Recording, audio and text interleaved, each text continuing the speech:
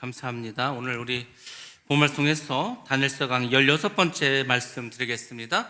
예루살렘의 황무함이 70년 만에 마치리라. 예언적인 말씀입니다. 오늘 우리가 다니엘서 16번째 강의를 드리고 또 우리가 한 달 만에 또 이제 이렇게 수요 예배를 드리게 되었습니다. 우리가 다니엘 기도를 통해서 여러분들 많은 은혜를 받으셨고 많은 간증도 들으셨다고 생각합니다. 이제 11월 마지막 주간이고 다음 주부터는 12월로 우리가 또 들어가게 됩니다. 여러분들 우리 2024년을 믿음으로 잘 마무리하시고 2025년도 믿음으로 여러분들 잘 계획하셔서 날마다 여러분 삶이 승리하는 삶이 되시기를 주의 이름으로 축원합니다.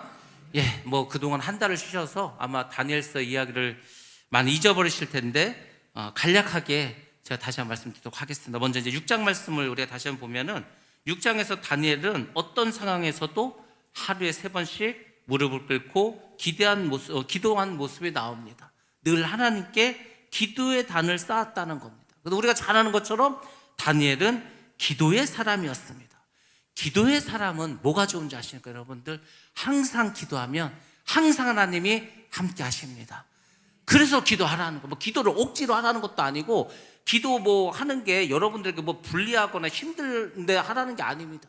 기도를 해야 하나님이 함께 하십니다. 제가 이번에 그 수련회 가서 어떤 목사님 말씀하시는데, 자기는 하루에 7시간, 8시간 기도했다는 거예요. 7시간, 8시간은 기도할 수밖에 없었던 이유가 뭐냐면, 그렇게 하지 않으면 자기는 살 수가 없었다는 겁니다. 너무 삶이 힘들어, 고통스러워. 그래서 제정신으로 살 수가 없어요. 아마 그분이 기도를 하지 않고 제정신으로 살았다면 둘 중에 하나입니다. 미쳤던지 자살했던지. 그러니까 인생이 너무 고통스러워. 이 고통을 어떻게 하면 이길 수가 있을까? 기도밖에 없다는 거죠. 그래서 그분은 살기 위해서 기도했다는 겁니다. 그러니까 자기가 너무 힘들어서 살기 위해서 기도했더니 하나님께서 역사하셨습니다. 은혜를 받았습니다. 은사도 받았습니다. 하나님의 일을 감당하는 주의 종이 되었습니다. 그런 겁니다. 기도는 우리를 변화시키고 새 사람으로 만들어 주십니다. 그래서 여러분들 항상 기도는 우리가 강조해도 조금도 부족함이 없습니다. 그럼 여러분들 항상 기쁠 때나 슬플 때나 변함없이 기도하시기 바랍니다. 다니엘이 그렇게 했다니까. 다니엘은 슬퍼도 기뻐도 억울한 일 당해도 무슨 문제가 있어도 변함없이 하나님께 나아가서 기도했다는 겁니다. 이게 다니엘이 말이 그렇지, 아니 소년 때 지금 포로로 끌려가지 않았습니까? 왕조가 계속 바뀌어, 왕이 계속 바뀌어. 이 왕이 바뀔 때마다 얼마나 복잡하겠습니까? 이게 대통령이 5년에 한 번만 바뀌어도 나라가 뒤집어졌다가 막 정신이 없는데, 왕이 바뀌어버리면 세상이 바뀌는 거 아닙니까? 거기다 왕조까지 바뀌어버려. 왕조까지. 바벨론이라고 하는 왕국이 망해버리지 않습니까? 그러한 정말 역사의 그 수레바퀴 속에서 얼마나 이 다니엘이 복잡하고 힘든 세상을 살아갔겠습니까? 그 다니엘이 그래서 기도했습니다. 기도했더니 어떻게 했습니까? 하나님께서 힘든 세상을 이길 힘을 주셨습니다. 기도는 우리가 힘든 세상 이길 수 있는 힘의 근원이고 지혜의 원천인 줄로 믿습니다. 그리고 역경을 이길 수 있는 무기가 되는 겁니다. 기도가 무기지 않습니까? 여러분들 귀신을 뭘로 이길 것 같습니까? 여러분 귀신을 뭘로 이깁니까? 칼로 이깁니까? 돈으로 이깁니까? 힘으로 이깁니까? 아니요. 귀신을 이기고 마귀를 이기는 것도 역시 기도밖에 없습니다. 기도는 모든 역경 이길 힘을 우리에게 내려주실 줄로 믿습니다.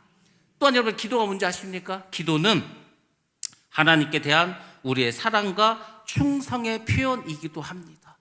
기도하는 사람은 하나님을 사랑하게 되어 있습니다. 하나님을 사랑하니까 자꾸 기도해서 하나님을 만날 거 아닙니까? 또 하나, 기도하는 사람은 하나님께 충성을 맹세하는 겁니다. 아니, 우리가 기도를 누구한테 합니까? 기도 누가 합니까, 여러분들? 여러분 기도의 대상 누굽니까? 누구에게 기도합니까, 여러분들? 하나님께 하시죠. 그럼 절에다는 사람은 누구한테 기도합니까? 부처에게 할 거 아닙니까? 부처에게. 그렇지 않습니까? 귀신을 섬기는 무당은 귀신에게 하겠죠. 그러니까 기도라는 것은 그 기도의 대상에게 충성을 맹세하는 겁니다. 여러분이 하나님께 기도한다면 하나님께 여러분의 충성을 표현하는 겁니다. 그래서 다니엘은 항상 기도함으로 하나님께 주시는 은혜와 축복을 받을 뿐만 아니라 기도함으로 모든 힘과 능력을 받고 하나님에 대한 충성을 날마다 표현하는 그런 기도의 사람이었습니다. 그래서 우리도 당연히 기도의 사람이 돼야 할 줄로 믿습니다. 다 소용없고요. 일단 기도하셔야 됩니다. 기도하셔야 예수를 믿는 사람입니다. 자, 6장에서는 이렇게 정말 기도하기 어려운 상황에서도 기도하면은 잡아다가 지금 사자굴에 넣겠다고 하는데 그럼에도 불구하고 기도로 승리하지 않았습니까? 자, 9장으로 왔습니다. 9장은 이제 기도에 대해서는 계속 강조를 했습니다. 그래서 9장은 뭘 강조하냐면 말씀에 대해서 강조를 합니다. 여러분들, 다니엘이 기도만 한 자십니까? 아닙니다. 다니엘은 누구보다도 하나님의 말씀을 깊이 연구한 사람입니다. 이게 중요한 거예요. 우리가 다니엘 하면 다니엘 기도 많이 하고 기도의 사람이고 이거 말지 않습니까? 그렇지 않습니다. 다니엘은 하나님의 말씀을 깊이 연구하고 묵상한 사람입니다. 그래서 성경을 통해서 깨달은 게 있어요. 오늘 제목이 그거지 않습니까? 다니엘이 기도를 통해서 깨달은 게 뭐냐면은 이제 우리의 포로 생활이 70년 만에 끝난다는 것을 성경을 통해서 알게 되었다는 겁니다. 기도를 하는데 하나님께서 야, 너희들 70년 이제 포로 생활하면 끝나. 기도할 때 하나님의 계시로 알려준 게 아니고 말씀을 읽다가 깨달았다는 겁니다. 그러니까 여러분들 기도를 많이 하시죠? 성경도 많이 보셔야 됩니다. 기도와 말씀은 같은 두 축으로 나가야 되는 거예요. 기도는 1시간 하는데 말씀은 하나도 안 읽어. 그것도 안 됩니다. 기도를 1시간 하면 말씀도 1시간 보셔야 되는 거예요. 기도를 2시간 했다, 말씀도 2시간 봐야 합니다. 이 균형이 깨져버리면은 이상한 사람이 되는 겁니다. 기도만 하고 말씀 하나도 몰라. 그럼요, 그 사람은요, 귀신 섬기는 무당하고 다를 게 하나도 없습니다. 말씀은 많이 보는데 기도를 하지 않아. 그러면은요, 하나님하고 전혀 상관없는 사람이 되는 거예요. 신학을 배우는데 하나님이 없어. 그냥 학문만 나면서 학문. 뭔 의미가 있습니까? 역사책 배우듯이 우리가 성경을 보면 되겠습니까? 그렇지 않습니다. 기도와 말씀은 동일하게 가야 돼. 근데 다니엘이 그런 사람이었다는, 기도의 용사였을 뿐만 아니라 성경을 통해서 앞으로 일어난 일들, 미래의 일들을 깨닫게 되었다는 겁니다. 실제로 성경에 대한 눈이 열리면 어떻게 되는지 아십니까? 미래의 일을 알 수가 있습니다. 이것을 우리가 예언을 말한다고 하지 않습니까? 예언? 예언의 은사를 받아서 무슨 무당처럼 예언하고 이런 게 아니고 말씀을 깊이 보면은요, 깨달아지는 거예요. 세상의 이치가 깨달아집니다. 아, 그렇구나. 이 인류의 역사라는 게 결국 이렇게 흘러왔구나. 하나님께 창조를 했는데 범죄하게 되고, 그래서 다 멸망당하게 되고, 결국 하나님이 그들을, 우리 인간을 불쌍히 여기셔서 예수 그리스도를 보내주시고 십자가에 죽게 하시고 그 피로 우리의 죄를 사해 주시고 또 예수님 부활하심으로 믿는 우리가 예수 모실 때 다시 부활한다. 그 모든 것들이 보여집니다. 지금 우리가 사는 세상도 복잡하죠. 여러 가지만 이제 혼란스러울 겁니다. 아마 이제 미국에도 대통령이 내년에 이제 새로 이제 들어오게 되면은 또 어떤 일이 벌어질지 아무도 알 수 없어. 이런 상황 속에서 말씀을 묵상하고 말씀 깊이 보게 되면은 아, 그렇구나. 세상이 이런 식으로 흘러가겠구나. 그렇게 성경의 눈이 열려지게 됩니다. 지금 다니엘은 말씀을 통해서 아, 드디어 우리가 해방의 날이 가까이 오고 있구나. 이것을 깨닫게 되었습니다. 그래서 하나님께 나아가서 기도하게 됩니다. 여러분들 잘 보시기 바랍니다. 저는 다니엘이 이제 자기들이 이 포로 생활을 끝나고 이제 해방을 맞이해. 얼마나 기쁘겠습니까? 근데 하나님께 나아가서 기도를 해. 근데 그 기도의 내용이요, 우리랑 다릅니다. 우리가 생각하는 그런 기도의 내용이 아니에요. 야, 정말 다니엘은 정말 다니엘이다. 어떻게 자기들이 지금 70년의 이 노예 생활이 끝나는 것을 알면서도 어떻게 이렇게 기도를 했을까? 그만큼 기도의 고수가 되었다는 겁니다. 기도하는 것을 들어보면은요, 이 사람이 어떻게 기도 생활을 했는가가 그냥 저절로 나오게 되어 있습니다. 다니엘은 하나님께 나아가서 기도하는데 그 기도의 내용이 우리는 생각지도 못한 기도를 했다는 겁니다. 다니엘이 하나님께 나가서 뭐라고 기도했습니까? 자기와 자기 백성의 죄를 자복하는 기도를 드렸다는 거예요. 아니, 지금 이제 조금만 지나면 해방을 맞이한다니까. 그럼 우리는 여러분들 뭐라 기도하겠어? 하나님, 그동안 우리가 엄청 고생했습니다. 70년, 말이 70년이지 우리 여기서 완전 개고생했습니다. 정말 죽고 싶었는데 겨우겨우 어떻게 버티고 살았습니다. 감사합니다. 이런 기도 할 거 아닙니까? 다니엘은 그게 아니야. 자기들이 지금 해방을 얼마 남지 않았는데, 근데 다니엘은 하나님께 가서 자기와 자기 백성의 죄를 자복했다는 거. 자복. 여러분들, 자복이라는 말이 무슨 말입니까? 하나님께 복종하는 마음으로 죄를 고백하는 거예요. 자기의 죄를 고백합니다. 자기의 죄를 고백하는 사람이 자복하는 사람입니다. 그것을 믿으셔야 되고 그렇게 살아가셔야 합니다. 그렇지 않으면 하나님께서 역사하십니다. 하나님께서 우리에게 오늘 주시고자 하는 말씀은 다른 것이 아닙니다. 우리가 자복하는 마음을 가져야 되는데, 다니엘은 자기도 자복하는 기도를 드렸다. 다니엘이 자복할 게 뭐가 있겠습니까? 다니엘이 자기의 죄를 고백할 게 무엇이 있겠습니까? 아마 대부분의 사람들은 가서 또 이렇게 기도했을 겁니다. 하나님, 우리 이스라엘 백성들이 하나님께 범죄했습니다. 우리 백성들이 하나님께 우상 숭배해서 우리가 죄를 졌습니다. 그러니까 우리의 죄를 용서해 주옵소서.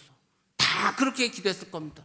근데 다니엘은 그게 아니고 자기의 죄도 하나님께 고백하고 자복했다는 겁니다. 이건 뭐 다르지 않습니까? 우리가 볼 때 다니엘은 전혀 회개할 게 없지 않습니까? 그렇지만 다니엘은 어떻게 했습니까? 자복의 기도를 드렸습니다. 그리고 하나님의 긍휼을 구했다는 겁니다. 여러분들이 이 회개를 한다는 건 다른 게 아니에요. 하나님께서 나를 긍휼히 여겨달라는 거, 불쌍히 여겨달라는 거죠. 근데 내가 가서 하나님께 죄를 자복하지도 않고 내가 죄인이라는 말도 하지 않아. 그러면 무슨 긍휼함을 받겠습니까? 그래서 다니엘은 자기 백성의 죄뿐만 아니라 자기도 죄인임을 하나님께 가서 고백을 하고, 그래서 우리를 용서해달라고, 우리를 불쌍히 여겨달라고, 우리에게 긍휼을 베풀어 달라고 말씀하셨습니다. 그리고 하나님의 영광을 위해서 기도를 올려드렸습니다. 이런 기도를 하나님께서 들으시고 어떻게 했습니까? 하나님이 기뻐하셨다는 겁니다. 그리고 하나님은 다니엘의 기도에 즉시 응답해 주셨습니다. 여러분들 잘 보시기 바랍니다. 똑같은 기도를 드리는데 어떤 기도는 하나님께 상달조차도 되지 않아. 아예 하나님께 상달조차 되지도 않는 기도가 있어. 어떤 기도는 하나님 들으시고, 야, 이걸 들어줘야 돼, 말아줘야 돼, 그렇게 아마 고민할 수 있는 기도도 있을 겁니다. 근데요, 다니엘의 기도는 하나님이 기뻐하셨다는 거예요. 그러니까 여러분들이 기양의 기도를 들으실 거면은 하나님이 기뻐하시는 기도를 하시기 바랍니다. 현명할 거지 않습니까? 그렇잖아. 어차피 하나님이 들어주셔야 되는데, 하나님이 기뻐하시는 그 기도, 하나님이 기뻐하시는 기도는 다른 게 아닙니다. 우리의 죄를 늘 회개하고 자복하는 거예요. 그리고 긍휼함과 자비하심을 요구하고 하나님께 간구하는 겁니다. 그럼 하나님께서 뭐 다 들어주십니다. 우리 원하시는 것들, 하나님, 우리의 마음이 하나님과 합한 것을 알면은요, 무엇을 구하든지 하나님께서 들어주십니다. 하나님은 다니엘에게 미래에 전개될 놀라운 그 일들에 대해서 하나님의 구속의 비밀의 모든 것을 계시해 주셨습니다. 그리고 기도를 통해서 하나님께 응답받는 기도가 무엇인지 다니엘이 오늘 우리에게 보여주고 있습니다. 그래서 여러분들 오늘 말씀을 통해서 우리가 기도를 이렇게 해야 응답을 받을 수가 있구나, 그 응답받는 기도의 어떤 비결들을 배워보시기 바랍니다.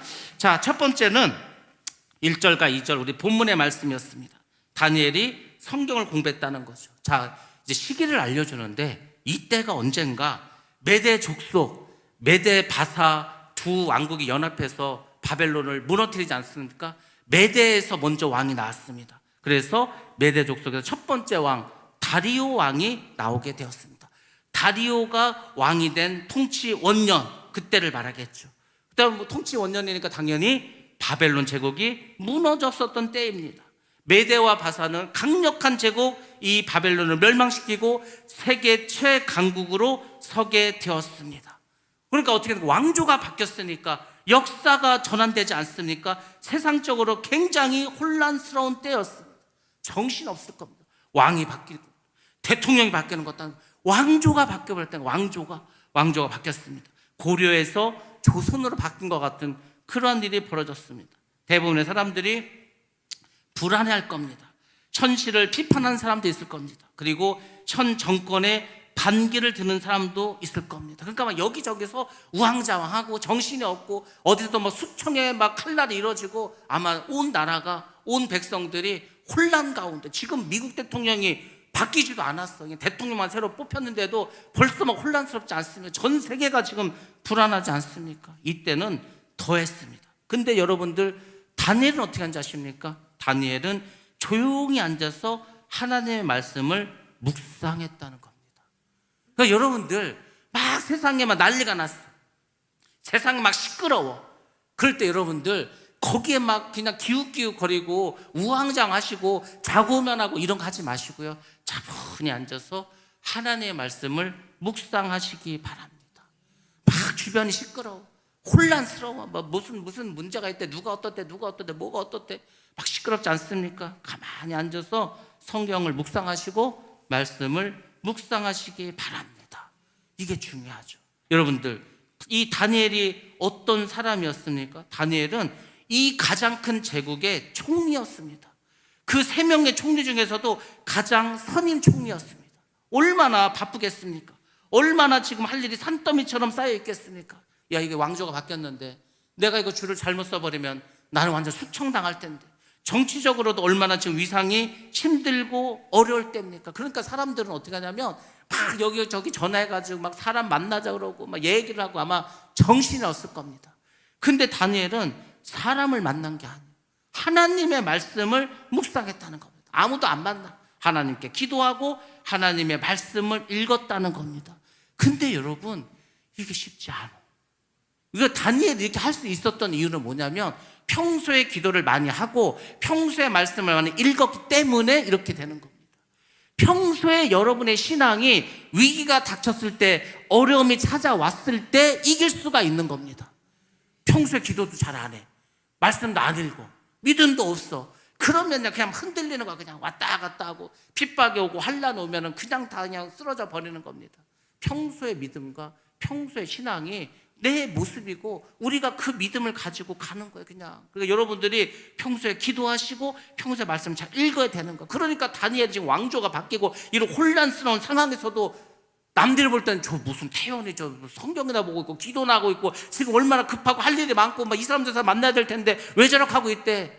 많은 사람들이 웅성웅성해도요, 다니엘은 거기에 넘어가지 않았다는 겁니다. 사실 다니엘은 위대한 선지자입니다. 선지자죠, 사실은. 그리고 기도의 사람입니다. 환상을 보는 사람입니다. 우리가 볼 때는 야, 다니엘이 기도도 많이 해. 하나님 환상도 보여줘. 위대한 선지자, 하나님 막 불러서 말씀을 줘. 뭐 그런 사람이 굳이 무슨 성경을 공부할 필요가 있을까? 그렇지 않습니다. 우리가 성경을 읽고 성경을 연구하는 것은 우리의 신앙의 연륜과 상관이 없습니다. 40년 믿었던, 50년 믿었던, 평생을 믿었던 그 아닙니다. 늘 우리는 말씀을 가까이 해야 합니다. 영적인 능력에도 상관이 없습니다. 야, 저분은 은사는 다 받았대. 그런 분이 성경 안 읽으면은요, 교주돼 버립니다.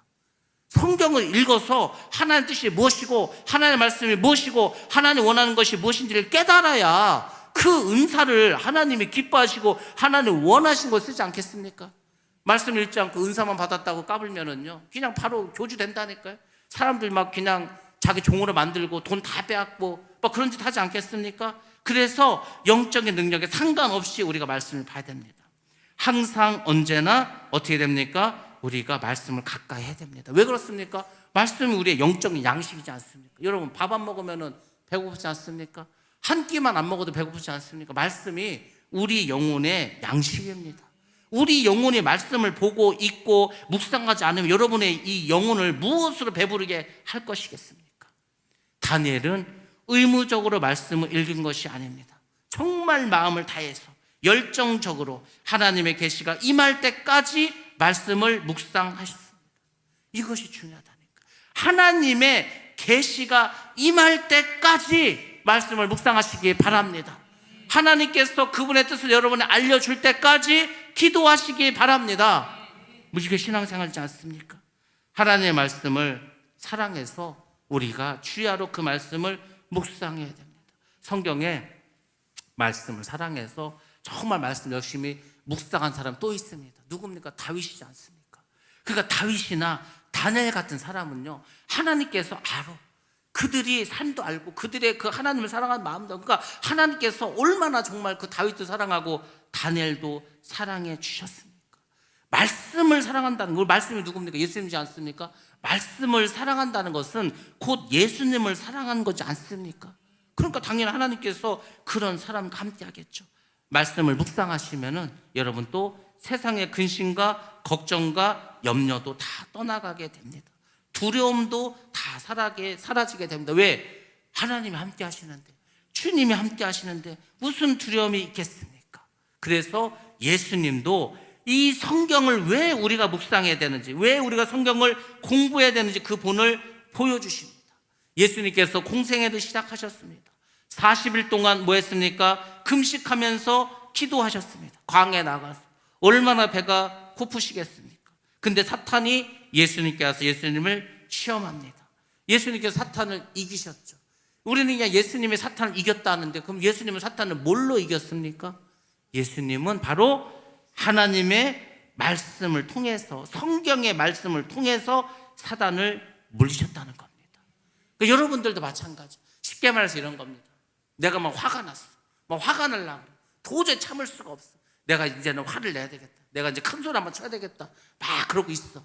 그래서 막 화를 내려고 막 이제 딱 가는데 느닷없이 말씀이 탁 떠오르는 거예요.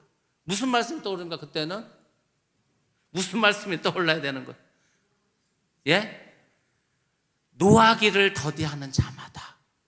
그렇지. 노하기를 어떻게 하라고요? 더디하라고. 만약에 하나님께서 우리가 죄를 질 때마다 화를 내. 하나님 매일 화내야 됩니다. 매 순간 해야 됩니다. 하나님 참으신다는 거예요.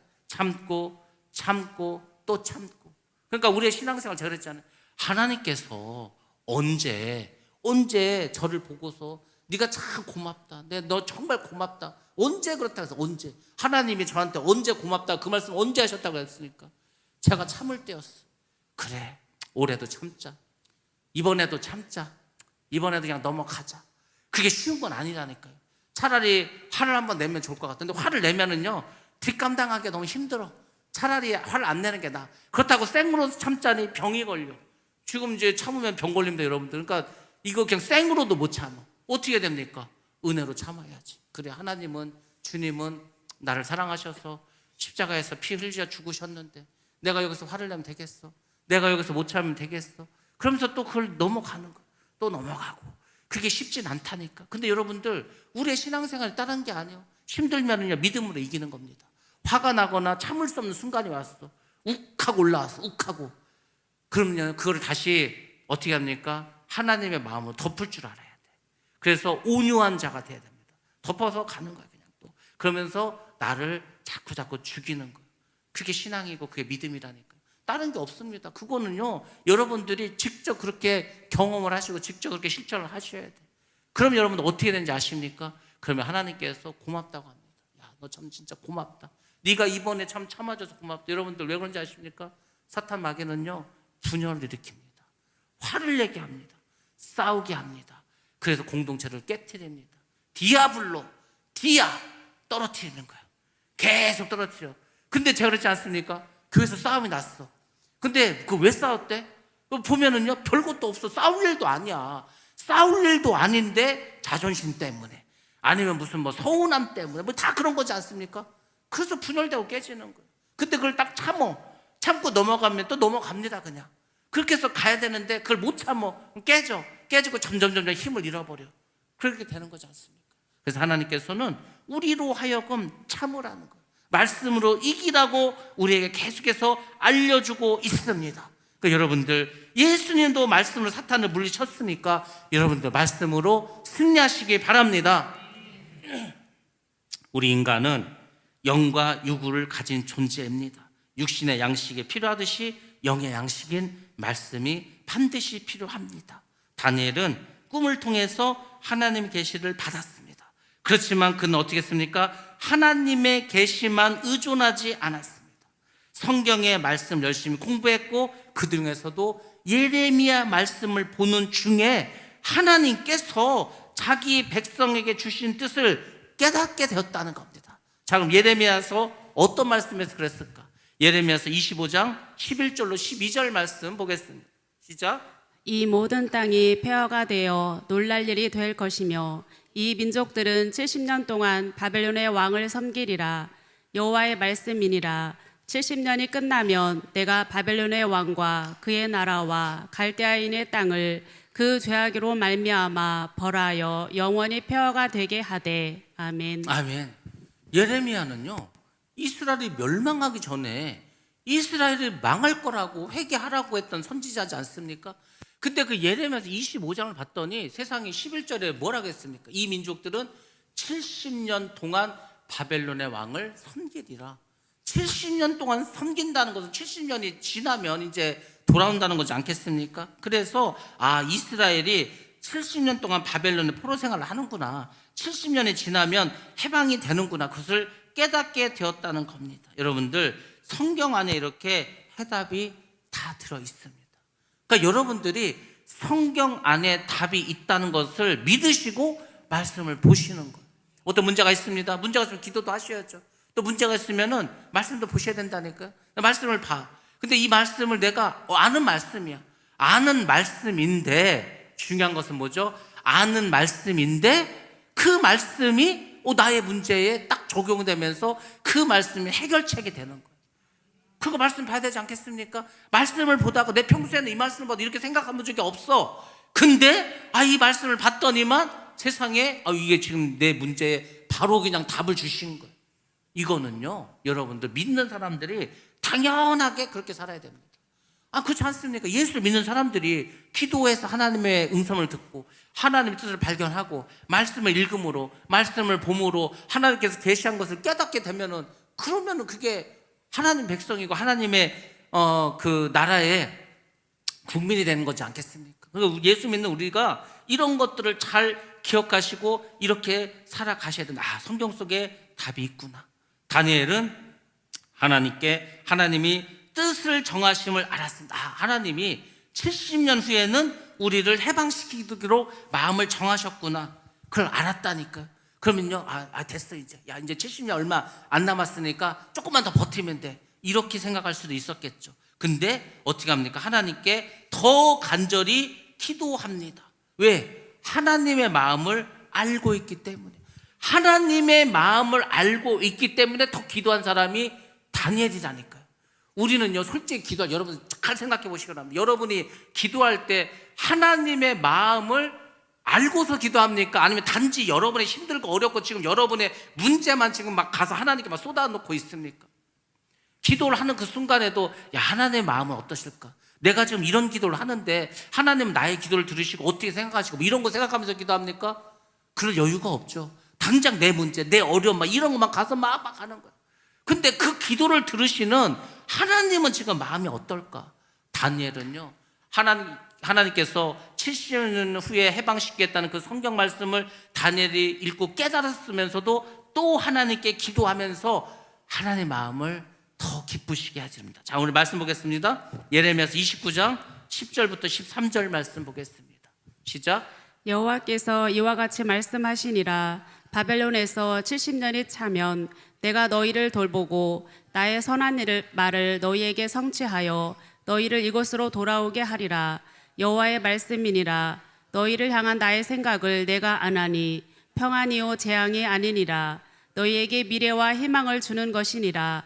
너희가 내게 부르짖으며 내게 와서 기도하면 내가 너희들의 기도를 들을 것이요 너희가 온 마음으로 나를 구하면 나를 찾을 것이요 나를 만나리라. 아멘. 이게 뭡니까?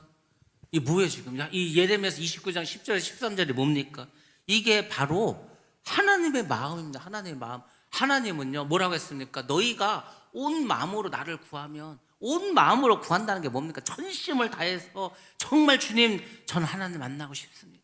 저는 정말 다른 사람 다 필요 없고요, 돈도 필요 없고요, 명예도 필요 없고, 저는 오직 주님만을 원합니다. 온 마음으로 나가서 하나님을 구하는 거예요. 하나님을 찾는 거예요. 하나님 만나 주신다니까. 사람들이 자기도 최선도 하지 않아. 전심으로 구하지도 않아. 그리고 막 하나님께 막 열심히 찾지도 않아. 두드리지도 않아. 그러면서 하나님이 안 만나준다고, 하나님이 없다고 하지 않습니까? 아니요. 하나님은요, 누구보다도 우리와 함께 하기를 원하시는 분입니다. 하나님도 우리와 함께 하고 싶어서 우리를 만나고 싶어. 근데 우리가 그냥 만날 수가 없어요. 왜? 믿음이 없는데, 믿음이 없는 우리를 하나님이 만나 우리가 죽어버리는데 하나님 어떻게 만납니까? 우리의 믿음이 그 하나님 앞에서 죄를 사하고 제사함을 받고 깨끗한 심정으로 나아가서 거룩하신 하나님을 만나야지. 그냥 만나면 다 죽어버리는데, 그 전심으로 만나라는 거죠. 그러면 하나님은 만나 주신다는 거. 그것이 하나님의 마음이고 이스라엘을 향한 하나님의 마음이 여기에 다 녹아져 있습니다. 자, 그런데 여러분들 해방의 때 70년이 다가오지만 지금 이들의 현실은 어떻습니까? 그러니까 여러분들이 이런 걸 좀 잘 기억해야 돼요. 틀림없이 하나님 70년 지나면 해방을 주신다고 했는데 그럼 뭔가 분위기가 우리 쪽으로 좀 좋게 흘러가야 되지 않겠습니까? 야, 이게 좀 분위기가 우리 이스라엘은 힘도 좀 생기고 적들은 좀 힘도 약해지고 뭔가 우리가 좀 잘 돼야 될 것 같아. 그런데 여러분 이 당시에 지금 다니엘이 해방될 것을 깨달아서도 이때에 70년 다 다가오는 현실은 어떤지 아십니까? 새로운 제국은 이스라엘을 전혀 해방시켜 줄 것 같지가 않습니다.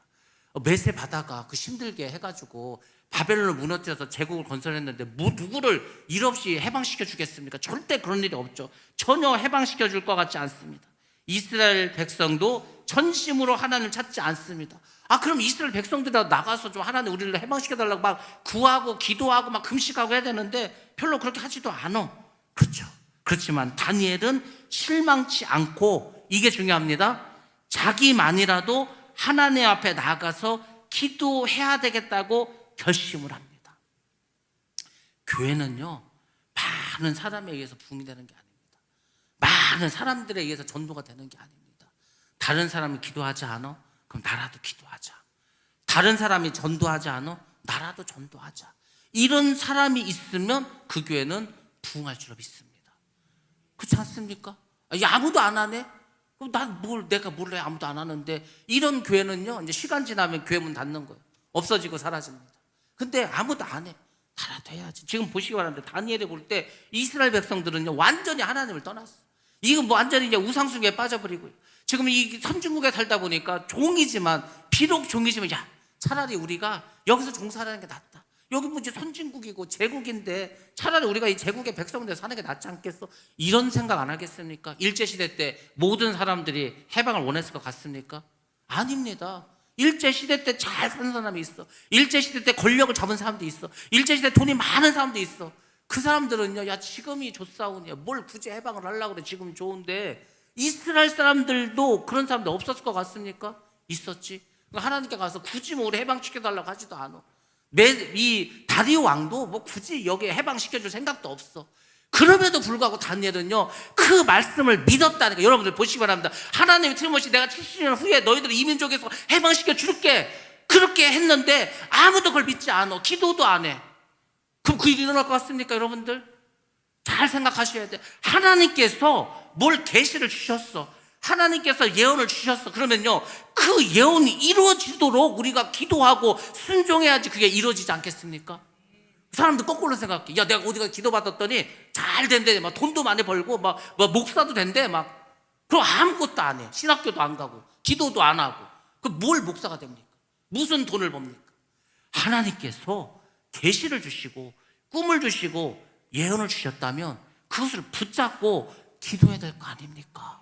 기도해야 이루어지지. 하나님께서 그래, 내가 너희들 70년 지나면은 너희들 해방시켜 줄게, 그렇게 말씀으로 딱 이게 계시해 주셨어. 그 하나님의 말씀이 이루어지도록 준비해야 될 거 아닙니까? 똑같은 게 이겁니다. 예수님께서 야, 이제 내가 마지막 때 재림 때 내 재림하겠다. 그래서 마지막 때 일어날 징조들을 다 알려줬어. 그러니까 보니까 야, 진짜 얼마 지나지 않으면 이제 예수님께서 재림하실 것 같다. 지금 세상이 너무 많이 변했다. 그럼 여러분, 틀림없이 예수님 재림하신다고 하셨죠. 그럼 가만히 있으면서 오실 재림을 기다리실 겁니까? 그럼 다 멸망당하는데, 예수님께서 재림을 하시겠다면 그 재림을 준비해야 될 거 아닙니까? 하나님께서 이스라엘 70년 지나면 해방시켜 주실 거라면 이스라엘 백성들은 그 해방을 준비해야 될 거 아닙니까? 기도로 준비하고 아무도 안 하고 있어. 근데 다니엘, 이 한 사람은 하나님께 나가서 간절히 기도했다는 겁니다. 그래서 다니엘이 위대한 사람이지 않습니까? 실망하지도 않아. 아무도 기도도 안 하는데 나 혼자 해서 되겠어, 이렇게 생각도 안 하고 실망하지도 않고 나라도 하나님께 나가서 기도하자, 이렇게 했습니다. 그리고 다니엘은 하나님의 말씀대로 이루어지기를 기도했다는 거. 하나님의 말씀이 70년 후에 우리에게 해방을 주신다고 해서 그 말씀이 이루어지기를 원합니다 하고 기도했다니까요. 그리고 자기는 어떻게 했습니까? 백성들의 모든 죄를 짊어지고 하나님 앞에 나아갔다는 겁니다. 그래서 다니엘은 선지자뿐만 아니라 대제사장적인 기도도 하나님께 드렸다는 거예요. 제사장은 하는 게 뭡니까? 모든 백성들의 죄를 가지고 하나님께 나가서 이 죄를 용서해 달라고 하는 게 제사장이 하는 일입니다. 제사장 그거 하는 겁니다. 선지자는 뭐 하는 겁니까? 선지자는 하나님께서 불러, 야, 너 가서 백성들에게 전해라. 하나님의 말씀을 백성에게 전하는 자가 선지자고, 이 모든 이 백성들의 죄를 가지고 하나님께 나아가서 용서해 달라고 기도하는 게 제사장이라는 겁니다. 그러니까 다니엘은요, 선지자 역할도 하고 예언자 역할도 하고, 그리고 뭐 했습니까? 이 제사장의 역할도 감당했다는 겁니다. 그 참 대단하지 않습니까? 도대체 다니엘은 그러면 어떤 식으로 기도를 했을까? 자, 한번 보겠습니다. 3절과 4절 말씀 봅니다. 다니엘서 9장 3절과 4절 시작. 내가 금식하며 베옷을 입고 죄를 덮어쓰고 주 하나님께 기도하며 간구하기를 결심하고 내 하나님 여호와께 기도하며 자복하여 이르기를, 크시고 두려워할 주 하나님, 주를 사랑하고 주의 계명을 지키는 자를 위하여 언약을 지키시고 그에게 인자를 베푸시는 이시여. 아멘. 아멘. 내가 금식하며 베옷을 입고 죄를 덮어쓰고 주 하나님께 기도하며 간구하기를 결심하고, 다니엘은요 금식하고 회개 기도를 했습니다. 육신의 이 소욕을 절제하고 금식하면서 기도했습니다. 베옷을 입고 죄를 뒤집어 쓰고 회개하면서 기도했다는 겁니다. 그는 죄인으로서 자신의 무가치함을 느끼면서 어떻게 했습니까? 자신을 낮췄다는 겁니다. 아니, 솔직히 말하면 다니엘은 그렇게 할 필요가 없어. 다니엘을 제외한 모든 이스라엘 백성들이 금식하면서 베옷 입고 죄를 뒤집어 쓰고 회개해야 되는데, 정작 이스라엘 백성들은 아무도 그렇게 하나 하지 않고 다니엘만 그렇게 했다는 겁니다. 자기가 스스로 자기를 낮춘 모습을 보이지 않았습니까? 자신과 백성들의 죄에 대한 슬픔을 표현했습니다. 한마디로 그는 하나님 앞에서 스스로 겸비했습니다. 스스로 겸손하며 겸손한 기도를 하나님께 드렸습니다. 겸손하게 기도해 하나님이 응답해 주시지 않겠습니까? 다니엘 하나님께 기도하면서 백성의 죄를 고백합니다. 그리고 또 어떻게 합니까? 하나님은 위대하고 두려운 분임을 고백합니다. 여러분들이 하나님을 다 이렇게 만나잖아요. 아, 진짜, 아, 하나님이 여기 계신다, 하나님이 역사하시다, 이게 딱 느끼면은요, 하나님이 어마어마하게 크게 느껴집니다. 뭐 진짜 위대하고 강하신 주님, 우리 주 하나님, 그 가사가요 저절로 정말 위대하시고요, 정말 광대하시고요, 이 크기를 측량도 못하고 도대체 하나님은 얼마나 클까. 그리고요, 그 하나님이 두렵습니다. 경외감 느껴져. 그러니까 믿음을 딱 갖고 하나님을 만난 사람은요, 하나님이 너무 두려운 부분으로 고백할 수밖에 없다. 그 앞에서 우리가 뭣도 말도 못해, 꼼짝을 못한다. 너무 크고 막 크신 분이고 위대하신 분이라서 그것을 다니엘이 깨달았고 고백을 하는 거죠. 그는 하나님을 사랑했습니다. 하나님의 계명을 지켰습니다. 하나님은 그 하나님의 계명을 지키고 하나님을 경외하는 자를 어떻게 합니까? 그에게 언약을 주시고 언약을 지켜주십니다. 그에게 인자를 베풀어 주십니다. 그러니까 여러분들이 이런 걸 믿으셔야 되는 거야. 아, 그렇구나. 우리가 죄를 졌을 때 하나님께 나아가면 하나님께서 우리의 죄를 다 용서해 주시는구나. 그 하나님 크고 놀라우신 분이구나. 여러분들이 이것을 깨달으셔야 됩니다. 그리고 여러분들 이것도 기억하시기 바랍니다. 하나님은 자기를 사랑하는 자에게 천대까지 은혜를 베풀어 주십니다. 천대까지를 우리는 이렇게 생각해. 야, 그럼 내가 아들을 낳고 그 또 아들 낳고 1대, 2대, 3대, 이게 아니고요. 천대라는 것은 생각해 보시기 바랍니다. 천대는요, 꽤 긴 시간이지 않습니까? 한 대를 30년만 계산해도 3만 년이요. 그 얘기 뭐죠?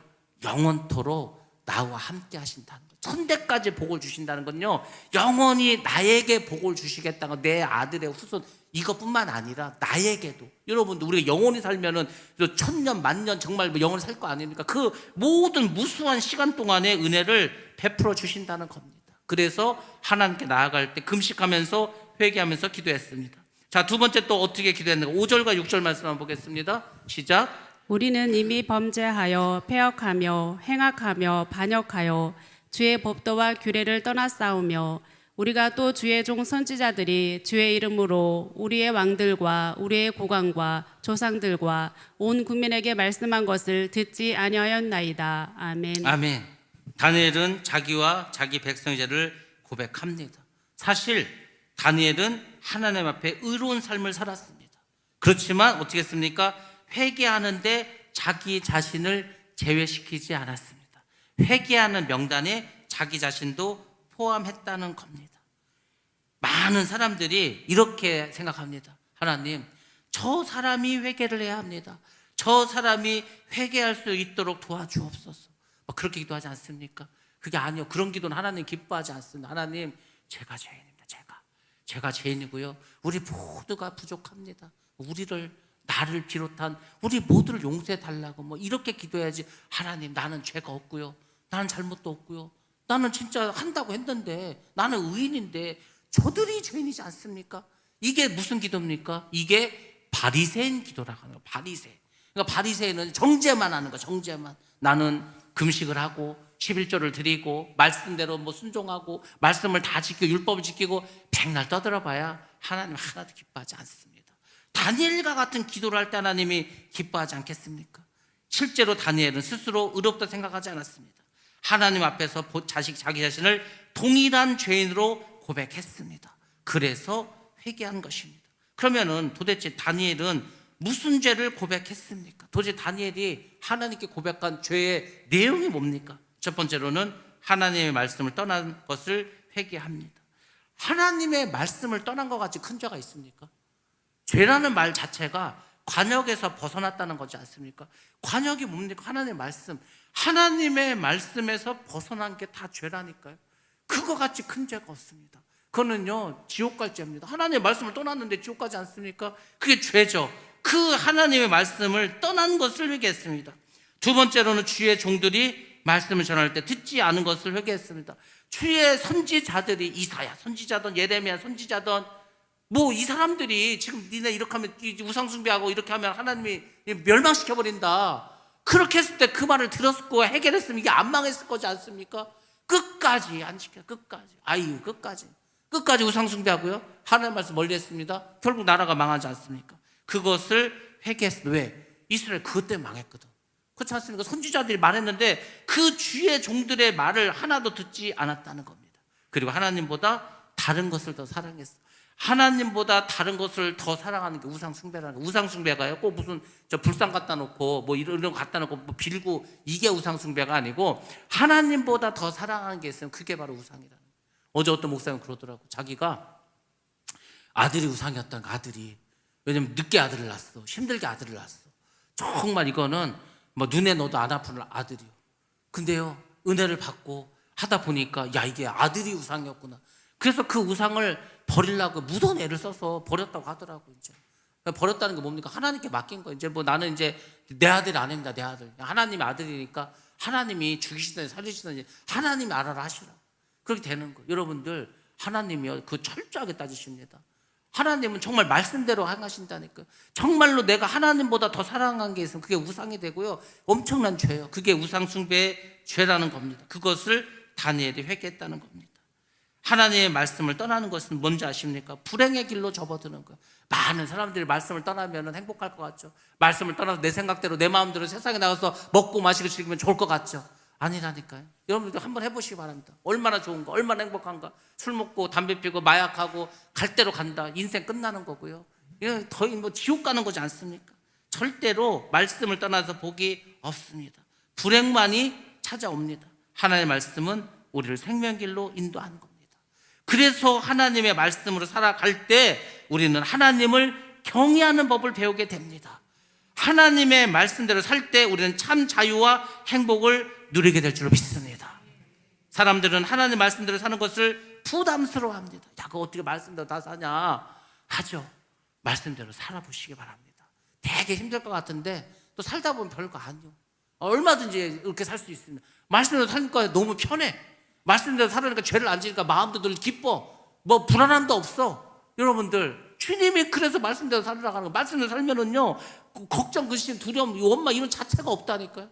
그러니까 여러분들, 말씀대로 한번 살아보시기 바랍니다. 그렇게 하면은요, 우리가 세상으로 빠지지도 않고 우상숭배 죄를 짓지도 않습니다. 도덕적으로 타락할 필요도 없습니다. 육신이나 감정, 욕심 이런 걸 쫓아 살 필요도 없습니다. 말씀을 가까이 하고 공부하면은 그 말씀이 나를 살리는 겁니다. 말씀을 가르치는 목자가 있습니다. 말씀을 가르치는 목사와 가까이 하는 거, 그게 얼마나 복인지 아십니까? 아니 그렇지 않습니까? 하나님의 말씀을 가르치는데 하나님의 말씀을 가르치는 주의 종과 친하게 지내. 얼마나 좋습니까? 뭐 일부러 멀리 할 필요가 뭐 있겠습니까? 가까이 하면은 크게 다 복이라는 겁니다. 하나님은 불꽃 같은 눈으로 우리를 감찰하십니다. 그리고 복받을 사람과 심판받을 사람들을 하나님께서 판단하시고 갈라놓으십니다. 하나님을 올바로 믿고 따르시기 바랍니다. 하나님은 올바로 믿으시는 거. 하나님은 공의로우신 분이다. 정의로우신 분이다. 그것을 믿고 따르시기 바랍니다. 자, 7절과 8절 말씀 보겠습니다. 7절과 8절면서 시작. 주여, 공의는 주께로 돌아가고 수치는 우리 얼굴로 돌아옴이 오늘과 같아서 유다 사람들과 예루살렘 거민들과 이스라엘이 가까운 곳에 있는 자들이나 먼 곳에 있는 자들이 다 주께서 쫓아내신 각국에서 수치를 당하여 싸우니 이는 그들이 주께 죄를 범하였음이니이다. 주여, 수치가 우리에게 돌아오고 우리의 왕들과 우리의 고관과 조상들에게 돌아온 것은 우리가 주께 범죄하였음이니이다마는. 아멘. 아멘. 다니엘은 주님은 언제나 의로우시다고 고백을 합니다. 자신들은 죄로 인해서 정말 이 엄청난 수치를 당하고 있다고 스스로 인정을 합니다. 하나님은 그들이 죽게 지은 죄를 징계하십니다. 또 다니엘은 징계하시는 하나님을 원망하지 않습니다. 그렇지 않습니까? 우리가 죄를 져서 하나님께 벌을 받아. 하나님께 원망할 게 없지 않습니까? 차라리 하나님께서 나를 벌을 주셔서 내가 깨달아서 회개할 기회를 주신 것을 감사해야 되지 않겠습니까? 하나님의 행하신 일을 옳다고 고백하셔야 됩니다. 그래서 다니엘은 이런 마음을 갖는 거예요. 100% 하나님이 옳습니다. 그리고 100% 우리가 잘못했습니다.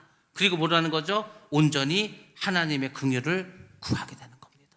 하나님은 100% 옳으신 분이에요. 우리는 100% 나쁜 사람이니까 죄인이야. 그러니까 어떻게 합니까? 하나님께 나서 긍휼을 100% 달라고 하는 거면 그럼 되지 않습니까? 하나님 나를 불쌍히 여겨달라고. 그러면 하나님께서 우리를 용서해 주신다니까요. 자, 9절 말씀 한번 보겠습니다. 9절 시작. 9절 말씀 보면은 하나님 얼마나 긍휼하신 분인가를 나타내주고 있습니다. 자, 시작. 주 우리 하나님께는 긍휼과 용서하심이 있사오니 이는 우리가 주께 패역하였음이오며. 아멘. 예, 하나님에게는 긍휼과 용서하심이 있습니다. 하나님은 긍휼과 자비가 풍성하신 분입니다. 하나님은 우리가 범죄했을 때 반드시 심판하십니다. 그렇지만 회개하고 돌아오면 누구든지 용서해 주실 줄로 믿습니다. 그게 공의지 않습니까? 다른 게 공의가 아닙니다. 이것이 공의라는 거죠. 공의가 하나님께 속해 있습니다. 그런 것처럼 하나님께는 긍휼과 용서하심도 속해 있습니다. 다니엘은 자기 자신의 죄를 고백하고 겸손히 하나님의 죄를 하나님께 어떻게 하면 하나님의 긍휼을 구합니다. 여러분들, 우리 모두가 누구 탓할 것도 없습니다. 누가 잘했네 잘못했네 말할 것도 없고 다 내가 죄인이고 내가 부족하고 내가 연약하고 내가 하나님 앞에 범죄했습니다. 그렇게 인정하고 시인하는 거예요. 저는요 하나님 죄인입니다. 그래서 이제 하나님 앞에 낮아지는 거예요. 그러니까 죄인인 나를 불쌍히 여기셔서 긍휼을 베풀어 달라고 기도하시기 바랍니다. 그러면 하나님 용서해 주신다니까요. 그 용서함을 받으면요 그 제3의 기쁨이 얼마나 기쁜지 모릅니다.